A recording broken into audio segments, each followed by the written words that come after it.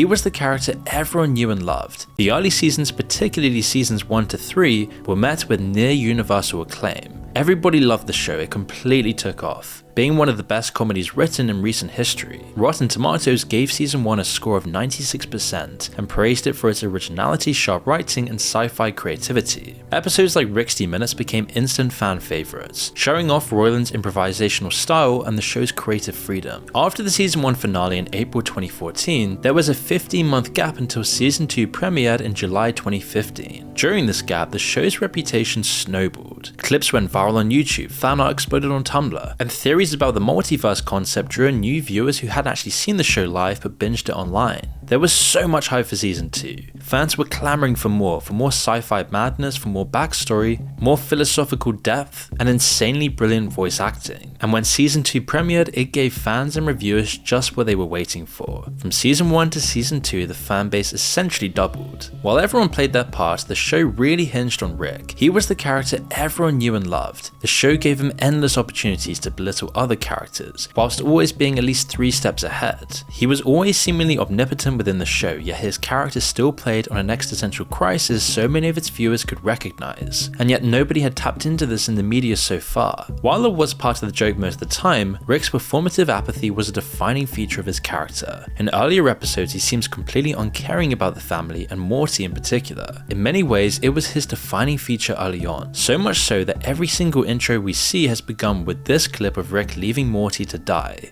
Meanwhile, the outward veneer of apathy has always been an act. For the first 2 seasons, it was rarely obvious, but the show breadcrumbed it time and time again. One obvious example is when Rick gave his life for Morty in the first episode of season 2. It's this Rick that fans fell in love with. Yet as the show went on, we could see Rick's emotional bonds getting stronger. But as season 2 wrapped up and we got the finale, he was finally forced to confront that part of himself and make a final decision. The plot conspired that he had to make a choice. He had to choose between his own rational self-preservation and freedom, or he could stay true to his own family. We saw him seemingly make that decision, turning himself in while the family got to live on.